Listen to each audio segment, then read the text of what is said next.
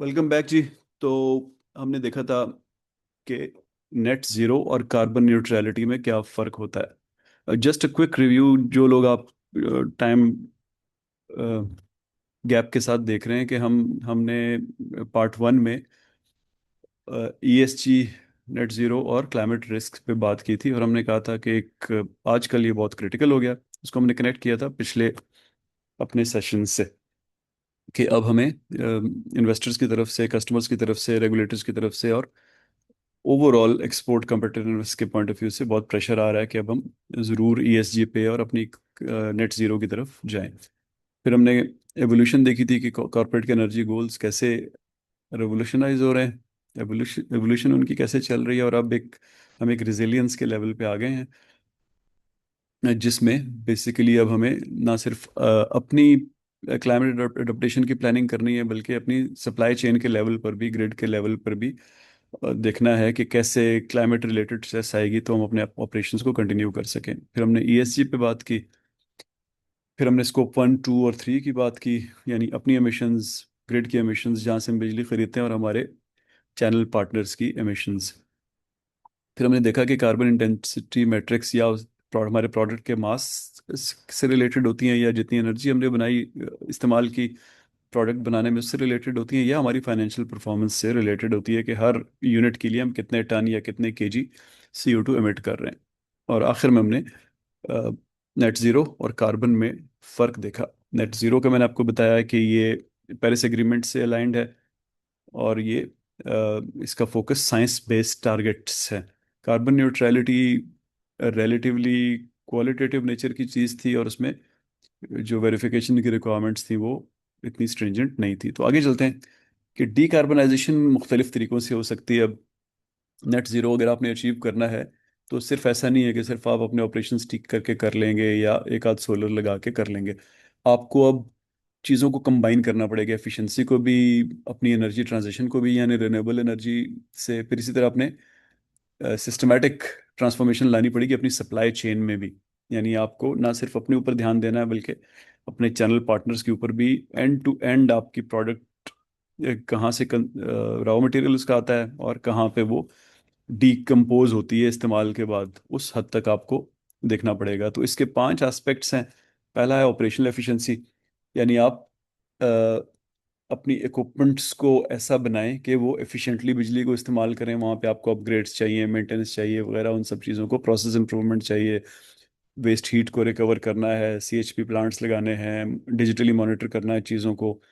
तो उस एंगल से देखें। इसके बारे में हमने 2-3 सेशंस पहले बात की थी कि सबसे ज़्यादा ROI आपको ऑपरेशनल एफिशिएंसी से मिलता है, और सबसे कम डिसरप्शन का रिस्क भी इसी में होता है, क्योंकि आपका वही चलता हुआ सिस्टम है, आप सिर्फ अपने ऑपरेशंस को इम्प्रूव कर रहे हैं। फॉर एग्जांपल, यहाँ लिखा हुआ है high efficiency motors and drives, बेहतर इक्विपमेंट लगा ली। Building in envelope improvement, building को ऐसा बनाया कि अगर आप गर्म इलाके में रहते हैं तो अंदर हीट बहुत ना ट्रांसमिट हो, ठंडे इलाके में रहते हैं तो अंदर की हीट ज़ाया ना हो। इसी तरह प्रोसेस ऑप्टिमाइजेशन और ऑटोमेशन करेंगे तो ह्यूमन एरर आपका कम से कम होता जाएगा। फिर रिन्यूएबल एनर्जी, यानी आप फॉसिल बेस्ड फ्यूल से हट के विंड, सोलर, हाइड्रो और भी, फॉर एग्जांपल न्यूक्लियर, अगर वो कार्बन ज़ीरो है तो उन सोर्सेज पे जनरेशन की तरफ जाएं। और अगर नहीं है अभी आप, तो अपने पावर परचेज एग्रीमेंट्स करें अपनी ग्रिड्स के, अपने यूटिलिटीज़ के साथ, लोकल पार्टनर्स के साथ। अगर आप किसी इंडस्ट्रियल जोन में काम कर रहे हैं, जो लोग इन चीज़ों से बिजली बना रहे हैं, सोलर वगैरह से, उनके साथ एग्रीमेंट करें और उनसे बिजली खरीदें, ताकि आपकी स्कोप 2 एमिशंस कम से कम हो, यानी आप जो बाहर से बिजली खरीद रहे हैं वो ग्रीन तरीकों से बने। तो इसमें एग्जांपल्स दिए हैं corporate PPAs, power purchase agreements, यानी ऐसे हों कि आप उनसे बिजली खरीद रहे हों जो कि सोलर, विंड वगैरह से बना रहे हों। इसी तरह आप अपने ऑन साइट ये वाली चीज़ें लगाएं। इसी तरह आप अपने रिन्यूएबल एनर्जी सर्टिफिकेट्स, अभी हम थोड़ी देर में EU के बॉर्डर कार्बन कंट्रोल्स की बात करेंगे, तो वहाँ पे हम इसको देखेंगे कि रिन्यूएबल एनर्जी सर्टिफिकेट क्या चीज़ है। इलेक्ट्रिफिकेशन का मतलब है कि आपकी जो अपनी एग्जिस्टिंग इक्विपमेंट है, जो फॉसिल फ्यूल पावर्ड है, उसको बिजली पे कन्वर्ट करें जहाँ जहाँ आप कर सकते हैं। तो जूं जूं आपकी बैटरी टेक्नोलॉजी अच्छी होती जा रही है, जैसे जैसे ग्रिड डीकार्बनाइज हो रही है, यानी आपके बिजली जिससे आप खरीद रहे हैं वो अपना सोर्स ग्रीन कर रहा है, तो इलेक्ट्रिफिकेशन ज़ाहिर है उतनी बढ़ती जा रही है। तो इसमें एग्जांपल्स हैं कि आपकी इलेक्ट्रिक व्हीकल्स इस्तेमाल करें आप फॉसिल फ्यूल व्हीकल्स के बजाय। ये जाहिर है कन्वेंस वाली जो लोगों के आने जाने के लिए व्हीकल्स हैं वो तो इजीली अब रिप्लेस हो सकती हैं, लेकिन अभी तक इंडस्ट्री में जो बड़े बड़े व्हीकल्स होते हैं, ट्रक्स वगैरह जो हमारे प्रोडक्ट्स को ट्रांसपोर्ट करते हैं, उनके बहुत कॉमन सॉल्यूशंस नहीं आए। इसी तरह हीट पंप्स लगाएं, हीट बॉयलर्स की जगह। हीट पंप क्या होता है? बेसिकली हीट पंप एक रिवर्सिबल एसी होता है, या जो हमारा जो इन्वर्टर एसी जिसको हम आजकल कहते हैं। तो ये ठंडे इलाकों में क्या होता है कि लोग पुराने घरों में, आपने यूरोप अमेरिका वगैरह में देखा होगा, ठंडे इलाकों में, कनाडा में, कि हर घर के साथ एक गैस बॉयलर लगा होता है जो कि हीट देता है घर को। तो उनको अब लोग रिप्लेस रिप्लेस कर रहे हैं हीट पंप से। तो हीट पंप बेसिकली समझ लें कि आपका इन्वर्टर एसी है। थोड़ा सा आप डिटेल पढ़ लें इंटरनेट पे, आपको बात समझ आ जाएगी। द आइडिया इसके, वो आपके घर की गर्मी बाहर निकाल सके, और जब चाहे आप तो बाहर की गर्मी अंदर लेके आ सके। इसी तरह electric arc furnaces steel production में लोग इस्तेमाल कर रहे हैं, क्योंकि जनरली हमने इसी सेशन के पहले पार्ट में बात की थी कि स्टील प्रोडक्शन में बहुत एक्सटेंसिव कार्बन एमिशंस होती हैं जब आप कोल को कोक बना रहे होते हैं। तो अब जो है ये टेक्नोलॉजी आ गई है कि आप इलेक्ट्रिक आर्क्स इस्तेमाल करते हैं, हाई इंटेंसिटी के, हाई वोल्टेज के इलेक्ट्रिक आर्क्स होते हैं जो कि वही वाली चीज़ अचीव कर लेते हैं, और फिर आपको एनवायरनमेंट में CO2 नहीं फेंकते। फिर कार्बन रिमूवल लिखा हुआ है, यानी आप पीछे हमने बात की दो तरह की, नेट जीरो की भी और कार्बन न्यूट्रलिटी की भी। तो ये उन दोनों सेंस में बात हो रही है कि आप हाई क्वालिटी ऑफसेट्स रखें, और उसके आप क्रेडिट्स लें। तो लेकिन आगे आगे देखें, लिखा हुआ है must meet strict additionality permanence and verification standards. यानी सिर्फ आपने कार्बन न्यूट्रलिटी को जनरली नहीं देखना, बल्कि नेट ज़ीरो की तरफ जाना है। और अगर न्यूट्रलिटी के लिए आप कहीं से सर्टिफिकेट्स ले रहे हैं, क्रेडिट्स खरीद रहे हैं, या क्रेडिट्स अपने क्लेम कर रहे हैं कि मैंने जंगल लगा दिया या इस तरह की चीज़, तो उसमें आपको फिर एडिशनैलिटी, परमानेंस और वेरिफिकेशन स्टैंडर्ड्स बड़े स्ट्रांग रखने पड़ेंगे। यानी आपको प्रूव करना पड़ेगा कि ये जो मैंने किया है ये रहेगा, जब तक मेरी प्रोडक्शन है उस वक्त तक मेरा ये न्यूट्रलिटी, जो जिस चीज़ से मैं कार्बन न्यूट्रलिटी ला रहा हूँ वो भी रहेगी। तो इसमें नेचर बेस्ड सॉल्यूशंस होते हैं, जैसे जंगल लगाना। डायरेक्ट एयर कैप्चर टेक्नोलॉजी भी होती है, यानी कि आप हवा से कार्बन डाइऑक्साइड कैप्चर करें, और उसका करें क्या, वही उसके नीचे लिखा हुआ है कि नॉर्मली फोटोसिंथेसिस के ज़रिए लोग इसको सिक्वेस्टर करते हैं। यानी बेसिकली आप ये लिखा हुआ है सॉइल कार्बन सिक्वेस्ट्रेशन। इसमें होता क्या है कि आप एक इकोसिस्टम बनाया होता है जिसमें दरख्तों को जब CO2 चाहिए होती है, तो आप कैप्चर्ड CO2 को एक क्लोज्ड इन्वायरमेंट में उधर रिलीज कर देते हैं, दरख्त उसको कंज्यूम करते हैं, और फोटोसिंथेसिस के जरिए उसको ज़मीन में ले जाते हैं, यानी सॉइल में अब्जॉर्ब कर देते हैं। तो उससे सॉइल जो है मिनरलाइज हो जाती है, सॉइल रिच हो जाती है, उसमें अच्छे पौधे वगैरह उगते हैं उसके बाद, और आपकी कार्बन भी हवा में नहीं जाती है। और आखिर में लिखा हुआ है सप्लाई चेन रीडिज़ाइन। यानी आप अपने सप्लायर्स के साथ मिलके उनकी एमिशन रिडक्शन पे काम करें। उन जहाँ पे भी वो उनका कार्बन फुटप्रिंट ज़्यादा है, उनको लो कार्बन फुटप्रिंट के ऑल्टरनेटिव्स पे लेके जाएं। इसी तरह उस ये आखिर में लिखा हुआ है कि स्कोप 3 एमिशंस, यानी अपनी सप्लाई चेन के, अपने चैनल पार्टनर्स के एमिशंस में 80-20 रूल को भी ऑब्जर्व करें, यानी जहाँ सबसे ज़्यादा एमिशंस हो रही हैं वो पहले उसको एड्रेस करें। तो इसमें सप्लायर इंगेजमेंट प्रोग्राम्स की एग्जांपल दी हुई है। ज़्यादा लंबी चौड़ी ट्रैवल नहीं होनी चाहिए सप्लायर से लेके आप तक, यानी उसमें फिर ताकि जो ट्रक चीज़ें लेके आ रहा है वो धुआं ना फेंके। और आखिर में लिखा हुआ मटेरियल सब्स्टिट्यूशन, यानी अगर आप नहीं मान रहा आपका सप्लायर बिल्कुल ही, तो फिर किसी ऐसे सप्लायर के पास चले जाएं जो ग्रीन काम कर रहा हो। ग्रीन स्टील का मतलब होता है वो स्टील जिसमें बहुत ज़्यादा कार्बनाइजेशन ना हो, और उस जो बना रहा है उसकी अपनी प्रैक्टिसेस अच्छी हों। आपका क्लाइमेट रिस्क जो है बेसिकली इसके तीन इंटरकनेक्टेड कैटेगरीज, 3 एंगल से आप इसको देखते हैं, और हर एक की अपनी जो है मिटिगेशन स्ट्रेटजीज होती हैं। यानी आप उसको असेस भी अलग तरीके से करते हैं, और मिटिगेशन भी उसकी अलग तरीके से होती है। तो आपको इन तीनों को देखना चाहिए ताकि आप अच्छा अपना कार्बन या क्लाइमेट रेजिलियंस प्लान बना सकें। तो पहला सेट ऑफ रिस्क है फिजिकल रिस्क, यानी आप क्लाइमेट चेंज से आपको जो फिजिकल नुकसान हो सकता है, फॉर एग्जांपल आपकी फैसिलिटी फ्लड हो जाए। एक बहुत बड़ा सैलाब आए और आपकी फैसिलिटी सारी उससे डूब जाए। बहुत बहुत कॉमन होता है कराची के आगे पीछे एरियाज में हर साल गर्मियों में। यानी एक्यूट इवेंट्स होते हैं, फ्लड आ गया, इसी तरह स्टॉर्म्स से डिसरप्शन हो सकती है, इसी तरह कहीं आग लग जाए तो उससे डिसरप्शन हो सकती है। फिर ये तो हो गई एक्यूट इवेंट्स ना, यानी एकदम होता है ये। फिर क्रॉनिक शिफ्ट्स भी होती हैं जो आहिस्ता आहिस्ता होते रहते हैं, टेम्परेचर बढ़ रहे हैं, पानी कम हो रहा है, तो इससे आपके ऑपरेशंस ख़राब होते हैं। और अगर आपकी प्रॉफिटेबिलिटी अभी से ही कम है, यानी आप 2-4% प्रॉफिट पे चल रहे हैं, तो बिजली का बिल 6% बढ़ गया तो आपकी प्रॉफिटेबिलिटी नेगेटिव में चली जाएगी। तो उन एंगल से हर वक्त आपने अपने आप को देखते रहना होता है। तो नीचे एग्जांपल्स जो दी हुई हैं, फ्लडिंग हो गई, सप्लाई चेन डिस्ट्रप्शन हो गया एक्सट्रीम वेदर की वजह से, जैसे बहुत ज़्यादा बर्फ़ पड़ गई। आपको पता है सर्दियों में हमारा चाइना के साथ बॉर्डर बंद हो जाता है।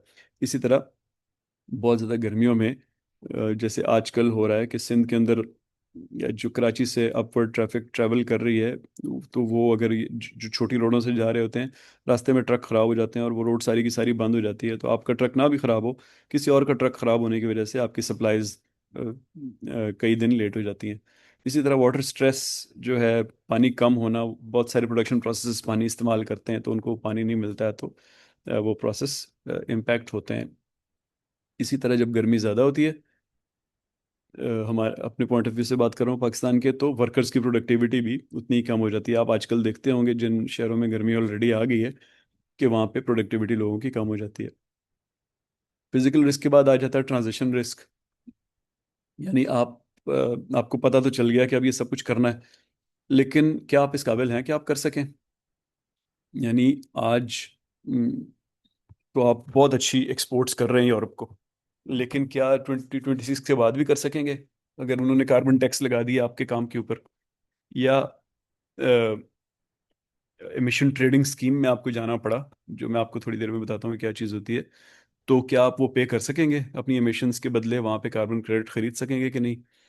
इसी तरह जो लोग जैसे ओजीडीसी की अगेन एग्जांपल ले लेते हैं, कि उनके बहुत सारे एसेट्स, उनके अब huge percentage of their total assets वो तो फॉसिल फ्यूल सेक्टर में है। तो अगर अब वो ग्रीन होने की कोशिश भी करते हैं, तो क्या वो ट्रिलियंस ऑफ रुपीस के एसेट्स को फेंक दें? तो उसको उनको भी इस्तेमाल करना है। इसी तरह ट्रांजिशन में आप नए प्रोसेस की तरफ जाते हैं, तो जो पुराना प्रोसेस है, वो अगर उसको भी साथ साथ चलाते रहेंगे तो उतना नुकसान में रहेंगे आप। इसी तरह आप, अगर आपका अभी तक आपकी प्रैक्टिसेस जो हैं वो पुरानी हैं, तो आपकी रेपुटेशन भी ज़ाहिर है। जैसे मैंने आपसे जिक्र किया ईएसजी का, मैंने आपको हैंड आउट दिया है, तो उसमें आप देखेंगे कि माड़ी एनर्जीज़ की, ओजीडीसी की, इसी तरह हबको की थोड़ी सी डिस्कशन हुई है। तो वो लोग इंटेंशनली अपनी चीज़ों को हाईलाइट करते हैं ताकि उनकी रेपुटेशन मार्केट में ठीक हो। तो रेपुटेशन उसी की ठीक होगी ज़ाहिर है, जो कि ठीक काम भी कर रहा होगा और अपने पुराने प्रोसेसेस को ठीक कर रहा होगा। तो ये ट्रांजिशन रिस्क भी बहुत बड़ा रिस्क होता है कि जब आप पुराने तरीके से नई तरीके पे शिफ्ट हो रहे हैं, तो क्या आप शिफ्ट इजीली हो सकते हैं कि नहीं हो सकते?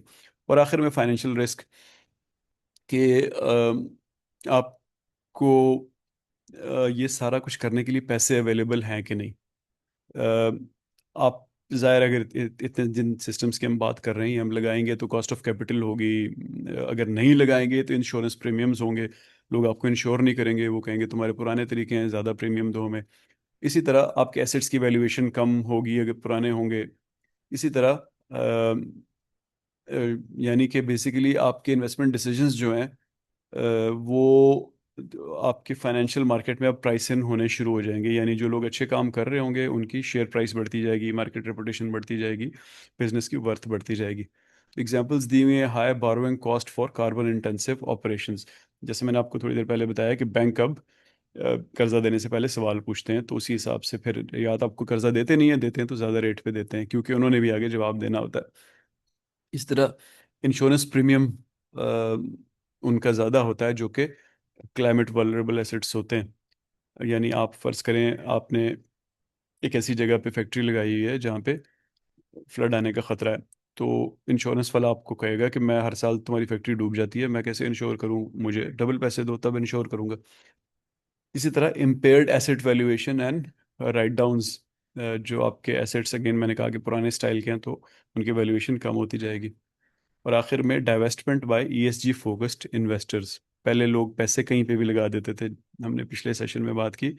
अब पाकिस्तान में बहुत सारे ऑर्गेनाइजेशंस हैं जो कैश रिच हैं, उनको उन्होंने जगह जगह पैसे लगाने होते हैं। जैसे नाफा, नेशनल बैंक का जो नेशनल बैंक के जो म्यूचुअल फंड्स हैं, वो hundreds of billions of rupees हर साल इन्वेस्ट करते हैं कहीं ना कहीं। तो अब उन पे भी प्रेशर है, क्योंकि उनकी पार्टनरशिप है सिंगापुर में और भी बहुत सी जगहों पे। तो वो फिर उन जगहों से पैसे निकाल लेते हैं, अपनी इन्वेस्टमेंट निकाल लेते हैं जहाँ पे ईएसजी का ख्याल नहीं रखते लोग। यानी वो आपके शेयर नहीं खरीदेंगे तो आपकी शेयर की प्राइस नीचे ही रहेगी। अच्छा जी, ये जो मैं आपको थोड़ी देर पहले कह रहा था कि इसका भी बताऊंगा उसका भी बताऊंगा, तो वो चीज़ें यहाँ पे आपको नजर आएंगी। यूरोपियन यूनियन जो है, उनके पास इंटरनली तो काफ़ी अरसे से 20 साल तकरीबन हो गए हैं, उनके पास एक सिस्टम था जिसको वो कहते हैं EU emission trading system, EU ETS. तो बेसिकली वो क्या था, ईयू के अंदर का एक सिस्टम था कि एमिशंस जो कर रहा है वो, जब आप उससे कोई चीज़ खरीदेंगे तो उतने में नहीं खरीदेंगे जितने में आप उस चीज़ उससे खरीदेंगे जो एमिशंस नहीं कर रहा। तो जब आप एमिशन करने वाले से खरीदेंगे तो दूसरे के बराबर आने के लिए वो कोई बॉन्ड खरीदेगा, जिसको हम कह लें कि कार्बन क्रेडिट खरीदेगा। तो वो लोग they are used to it for 20 साल से ज़्यादा हो गए हैं। यूरोपियन यूनियन इंटरनली अब they are used to it. अब आहिस्ता आहिस्ता जब उन्होंने ये सारा प्रोसेस अपना इंटरनली मेच्योर कर लिया, तो अब उन्होंने सीबैम शुरू कर दिया है, जो कि कार्बन बॉर्डर एडजस्टमेंट मैकेनिज्म है। बेसिकली ये वही काम अब इन्होंने पूरी दुनिया के लिए बना दिया कि जो भी हमें कोई चीज़ बेचेगा, हम हम कार्बन एडजस्टमेंट करेंगे उसकी चीज़ों की।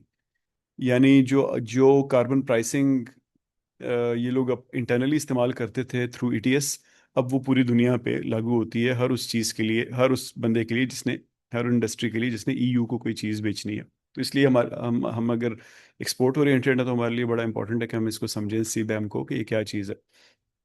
इसके मैकेनिक्स क्या है कि इंपोर्टर्स जो हैं they must report embedded emissions in covered goods. यानी जो जो चीज़ आप उनको बेच रहे हैं, तो आपने उसकी एम्बेडेड emissions को, यानी वो थ्रू आउट स्कोप 1 2 3 में जहाँ जहाँ emissions कर रहा है वो डिटेल में आपने रिपोर्ट करनी है। इस साल तक, यानी 2026 तक, एक्चुअली 25 के एंड तक, iron, steel, cement, aluminium, electricity और फर्टिलाइज़र, ये 6 सेक्टर हैं जिन्होंने, इस साल से पहले वॉलंटरी था, यानी वो सिर्फ रिपोर्ट करते थे और उनको पेनल्टी कोई नहीं पड़ती थी। इस साल से उनको पेनल्टीज लगना शुरू हो गई हैं। तो जो जो भी यूरोपियन यूनियन का अब इन 6 सेक्टर्स में कोई चीज़ बेच रहा है, तो वो उसको कार्बन क्रेडिट खरीदने पड़ते हैं अगर वो यहाँ पे एमिशन ज़्यादा कर रहा है। अब इसमें आपको नज़र आ रहा होगा कि इसमें हमारे कोई ख़ास सेक्टर नहीं है।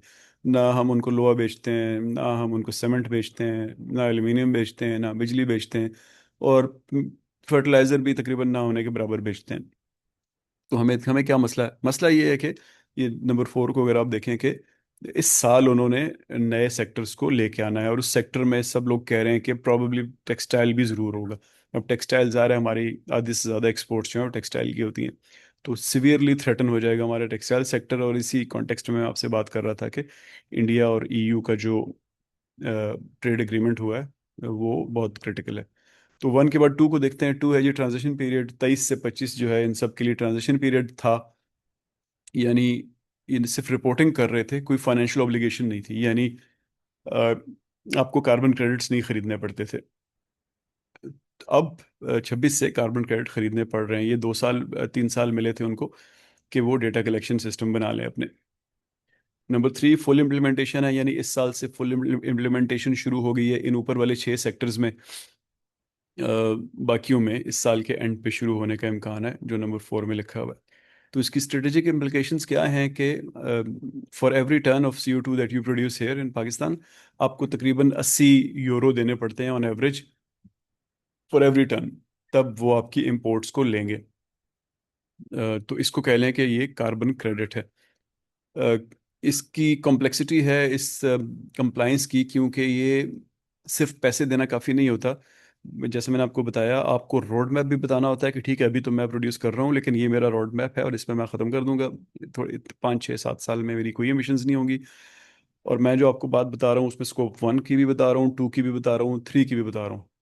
तो अगर आप आप वो जो रिपोर्टिंग कर रहे हैं उसमें भी कोई गड़बड़ निकल आए, यानी पैसे तो आप दे ही रहे हैं 80 यूरो पर टन, लेकिन जो साथ आपने रिपोर्ट सबमिट करवाई उसमें कोई गड़बड़ निकल आई, तब भी आप बैन हो जाते हैं बहुत से सालों के लिए। तो इसकी जो अकाउंटिंग है, कार्बन अकाउंटिंग, वो बहुत ग्रैनुलर चाहिए होती है। तो इसके लिए लोग फिर ज़्यादा कंसल्टेंट्स को हायर करते हैं और अपनी रिपोर्टिंग सही करते हैं। वहाँ पे गड़बड़ रह जाए तो बहुत सीरियस नुकसान होता है। और आखिर में है कंपेटिटिव प्रेशर।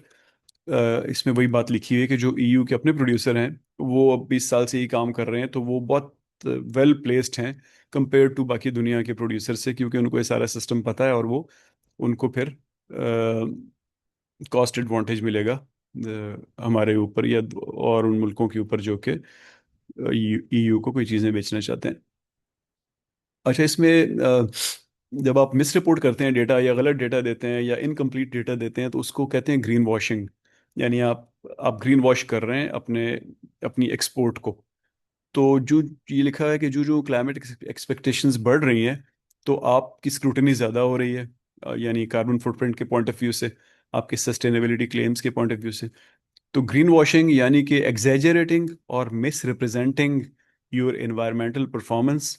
अब इससे आपको बड़े सीरियस किस्म के रेपुटेशनल, लीगल और फाइनेंशियल नुकसान हो सकते हैं। यानी रिपोर्ट गलत नहीं करना, रिपोर्ट गलत किया तो बहुत सीरियस नुकसान हो सकते हैं। तो इसमें तीन चीज़ें यहाँ पे लिखी हुई हैं। पहली है फॉल्स और मिसलीडिंग क्लेम्स।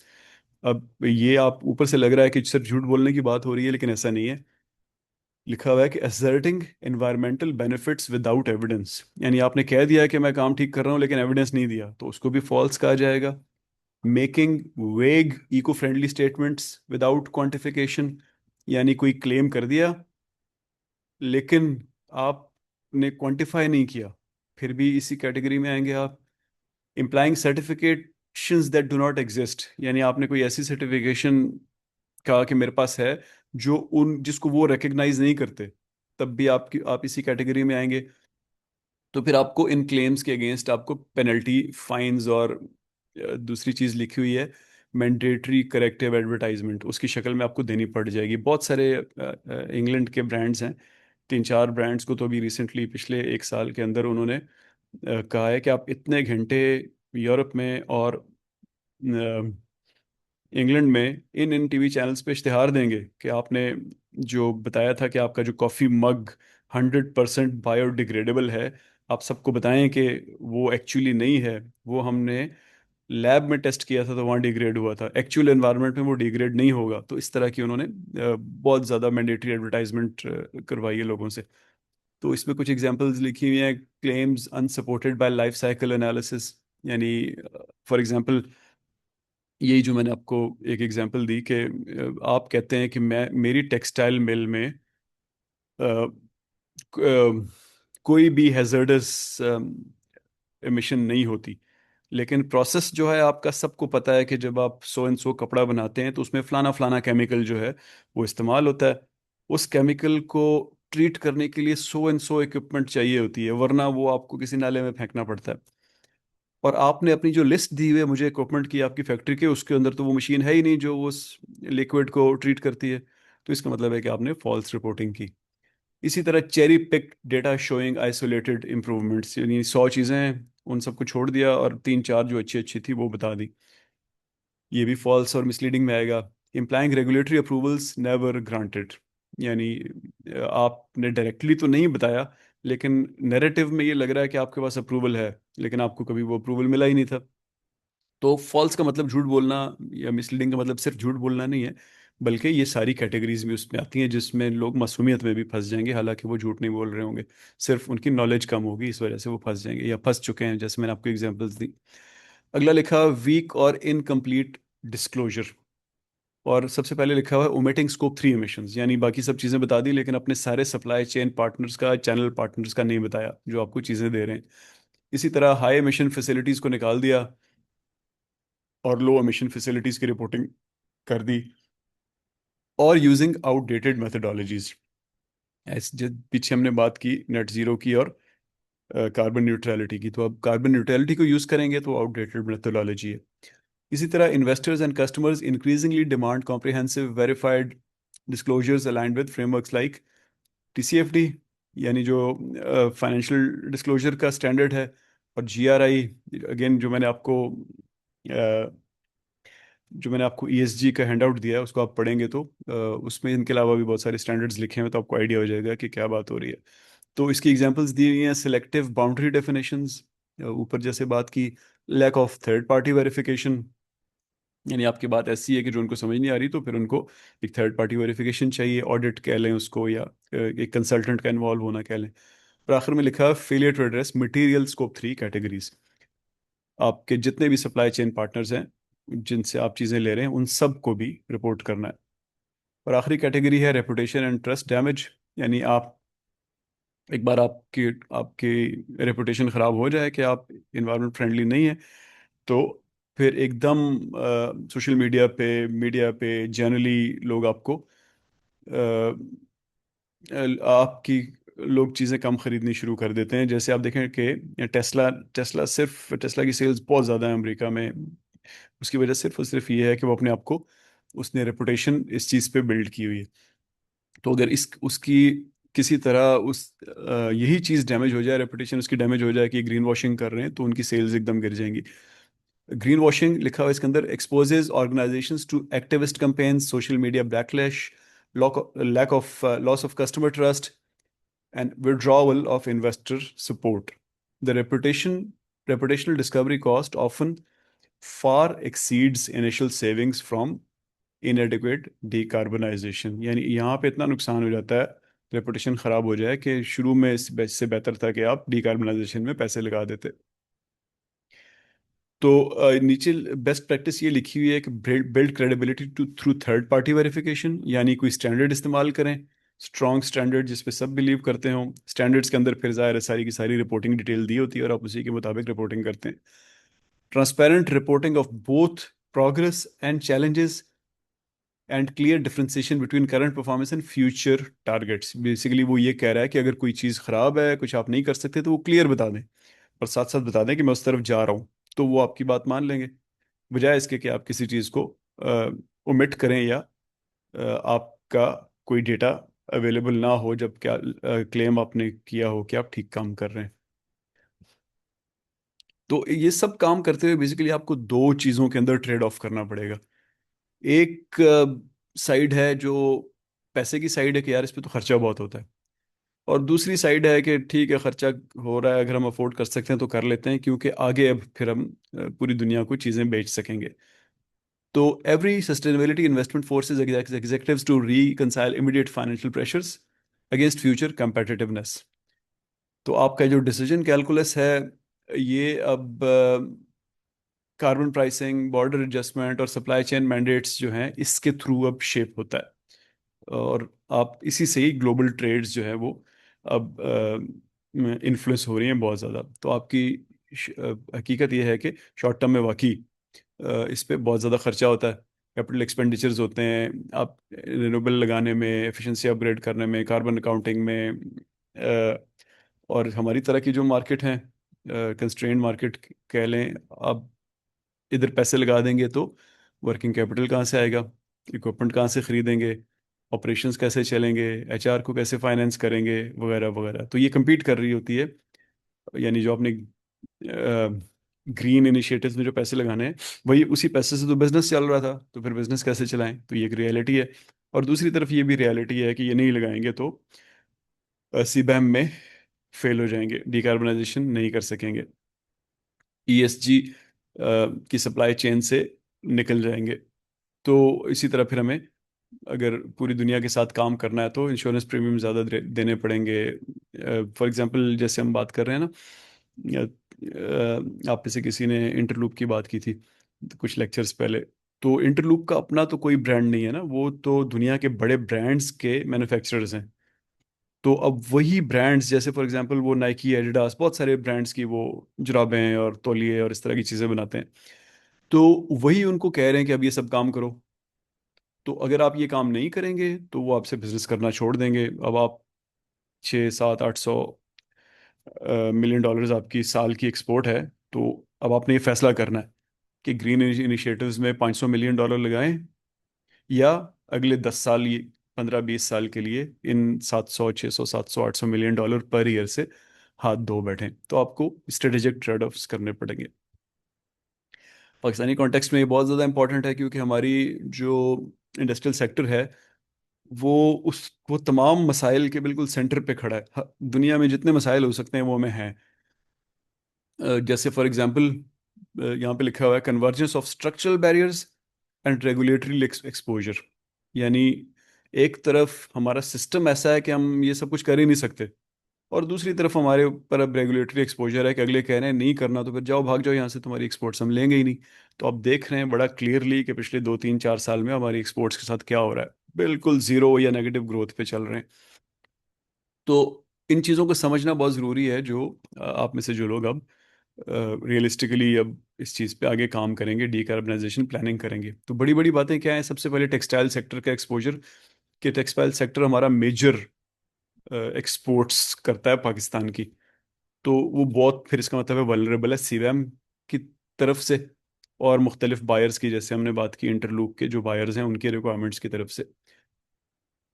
तो वो अब आपसे चाह रहे हैं कि वो आपसे स्कोप 1 2 3 रिपोर्टिंग आपसे करवाएं। फिर आपकी जो एनर्जी ग्रिड्स हैं वो कार्बन इंटेंसिव हैं। हमारी जो डिस्कोज हैं वो ज़्यादातर पेट्रोल से और गैस से बिजली बनाते हैं।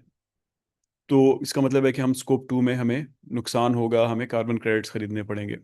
तो अब हमें लोकल जनरेशन जो कि ग्रीन हो, या कुछ ऐसे पीपीएस करने पड़ेंगे ताकि हमें स्कोप 2 में ज़्यादा पेनल्टी ना पड़े या ज़ीरो पेनल्टी पड़े। तो हमें मुख्तलिफ, अब आपने देखा होगा कि डिस्कोज भी अब इस तरफ जा रहे हैं कि वो ग्रीन एनर्जी ज़्यादा प्रोड्यूस करें। और आखिर में फाइनेंशियल कंस्ट्रेंट के, हमें एक्सेस ही नहीं है ग्रीन फाइनेंसिंग को। ग्रीन फाइनेंसिंग यूरोप में, अमेरिका में बहुत सारी फर्म्स आपको एक्चुअली फाइनेंस करती हैं कि आप उनकी सप्लाई चेन पार्टनर बने, अगर आप आगे उनके साथ काम करना चाहते हैं तो। इसी तरह हमारे पास प्रॉब्लम ये है कि हमारा कॉस्ट ऑफ कैपिटल बहुत ज़्यादा है, यानी इंटरेस्ट रेट बैंक बहुत ज़्यादा चार्ज करता है।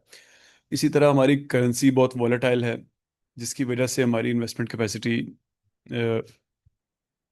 कम हो जाती है। फ़र्ज़ करें आज आप कोई डील करते हैं 280 रुपए के डॉलर के हिसाब से, और कल को डॉलर डिवैल्यू हो जाता है 30 40 रुपए और नीचे चला जाता है, तो वो जो हमें थोड़ी बहुत वहाँ पे फ़ायदा होना था वो भी ख़त्म हो जाएगा, और हम एक ऐसे लॉस में चले जाएंगे जो सस्टेनेबल नहीं होगा।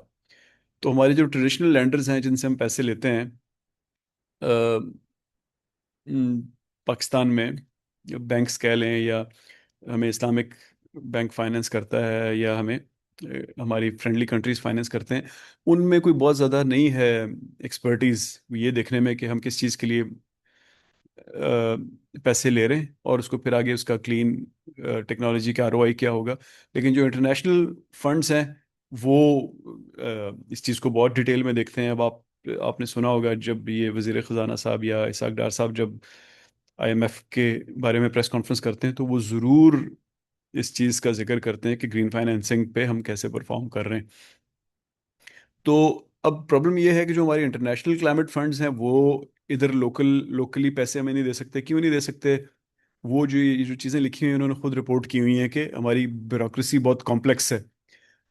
फिर ये है कि हमारे सेंटर्स और प्रोविंसेस में कोऑर्डिनेशन नहीं है। मैंने आपको एग्जांपल दी थी विंड पावर प्लांट्स की, कि सिंध गवर्नमेंट से गवर्नमेंट ज़मीन लीज करते करते 10 साल से ज़्यादा लग गए थे।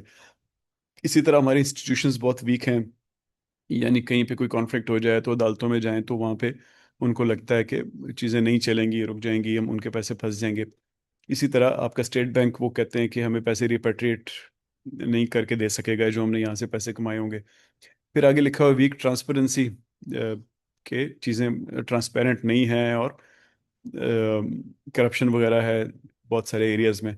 और आखिर में लिखा है कि मैक्रो इकोनॉमिक इंस्टेबिलिटी, यानी हमारी अपनी एक यहाँ पे इंस्टेबिलिटी है। तो वो तो डॉलर्स में लाके इन्वेस्ट करेंगे, डॉलर गिर जाएगा तो उनका पैसा थ्रेटन हो जाएगा। इसी तरह हमारे पास कुछ हिस्ट्री में कुछ ऐसे इवेंट्स हुए हैं कि इन्वेस्टर्स के पैसे हमने टाइम पे नहीं दिए, उनको रिपेट्रिएट नहीं करने दिए, उनको एसेट्स फ्रीज हुए कंपनीज के, हमने मिड वे सॉवरन गारंटीज को ऑनर नहीं किया, हमने मिड वे कॉन्ट्रैक्ट ख़त्म कर दिए। तो वो ये सारी चीज़ें मैक्रो इकोनॉमिक इंस्टेबिलिटी की तरफ इंडिकेशन इनका जा रहा होता है। तो अगेन एक और एनालिटिकल केस, जैसा हमारे हर लेक्चर में होते हैं एक दो। तो ये एक टेक्सटाइल फैसिलिटी का बता रहा है कि उसने स्कोप वन एमिशंस 50,000 डॉलर की for example, sorry 50,000 tons of CO2 की। स्कोप टू एमिशंस जो है वो 30,000 टन्स ऑफ CO2 की। लेकिन उसके बदले सोलर प्लांट लगाया जिसने 18,000 टन्स ऑफ CO2 को ऑफसेट किया, और इसी तरह उसने बॉयलर को अपग्रेड किया जिसने 12,500 को ऑफसेट किया। तो इसी तरह आप फर्ज करें एक जंगल लगाते हैं अपनी फैक्ट्री के करीब, उसमें 25,000 दरख्त हैं, तो आप उसको इसके अंदर काउंट कर सकते हैं। तो आप बेसिकली इस तरह प्रूव करते हैं कि इन सब चीज़ों को करके आपने इतनी रिडक्शन की CO2 में। तो इस तरह फिर आपको सर्टिफिकेट्स मिलते हैं कार्बन के। इसी तरह आपको जो जो कार्बन क्रेडिट्स खरीदने पड़ते हैं वो नहीं खरीदने पड़ेंगे, क्योंकि आप बेसिकली आपने प्रूव क्या किया कि ये जो ये बता रहा है 50, 30 और 60 और 25% के मैंने जितनी रिडक्शन की है, तो ये इस बराबर है कि 8,200 गाड़ियां जो हैं वो, यानी पेट्रोल खाने वाली गाड़ियां, अब वो रोड पे नहीं चल रही। इतना इम्पैक्ट है मेरा। तो इसको आप जब क्वांटिफाई कर सकेंगे तो जाहिर है आपको उसके फिर क्रेडिट मिलेंगे। और मैंने आपको बताया कि क्रेडिट का रेट आजकल तकरीबन 80 यूरो पर टन ऑफ CO2 एमिशंस चल रहा है सीबैम के मुताबिक। तो की टेक अवेज हमारे क्या हैं जी? Number one, energy management now impacts competitiveness। पीछे हमने देखा एवोल्यूशन में कि पहले हम अपने प्रोसेस ठीक करने की बात कर रहे थे, फिर हम अ, खर्चा कम करने की बात कर रहे थे, फिर हम सस्टेनेबल होने की बात कर रहे थे। तो अब ये क्लियरली अब हमें रिजिलियंस की तरफ जाना है कि अब हम एनर्जी मैनेज सही नहीं करेंगे तो हम कंपेटिटिव ही नहीं रहेंगे। इसमें स्पेशली जो हमने सीबैम की बात की बाय 2026, उसका टेक्सटाइल सेक्टर पे आना वो एक बहुत इंपॉर्टेंट चीज़ है। दूसरा लिखा हुआ है carbon accounting is becoming essential. आप अगर स्कोप 1, 2, 3 की अकाउंटिंग नहीं करेंगे तो और वॉलंटरली रिपोर्ट नहीं करेंगे तो आप उन ग्रीन वॉशिंग की कैटेगरीज में आ जाएंगे, और आपके साथ लोग बिजनेस नहीं करेंगे, आपको लोग पैसे नहीं देंगे वगैरह वगैरह। इसी तरह कोई आप इंटरनेशनल स्टैंडर्ड के मुताबिक ये सारी रिपोर्टिंग नहीं करेंगे तब भी वो इसी बराबर होगा कि आपने रिपोर्टिंग नहीं की। और finally climate risk affects strategy. जो फिजिकल क्लाइमेट के रिस्क हैं वो, और फिर ट्रांजिशन के रिस्क, और फिर फाइनेंशियल रिस्क, ये सारे के सारे आपकी बिजनेस स्ट्रेटजी को इम्पैक्ट करते हैं। और हो सकता है कि आपकी स्ट्रेटजी ज़ीरो हो जाए अगर आप इन चीज़ों पे गौर नहीं करेंगे। तो आपको इनको इंटीग्रेट करना पड़ेगा अपनी स्ट्रेटजी के अंदर। तो नीचे लिखा हुआ है strategic imperative. It's sustainability is no longer a compliance function. यानी अब ऐसा नहीं है कि आप अपने कंप्लायंस डिवीजन को कहेंगे कि कागज भर दो। It's a competitive advantage that determines who wins and who loses in the next decade of industrial transformation। तो ये एक क्रिटिकल चीज़ है। इसी से फैसला होगा कि आपका बिजनेस आगे चलेगा कि नहीं, ग्रो करेगा कि नहीं, सस्टेन करेगा कि नहीं करेगा। Thank you.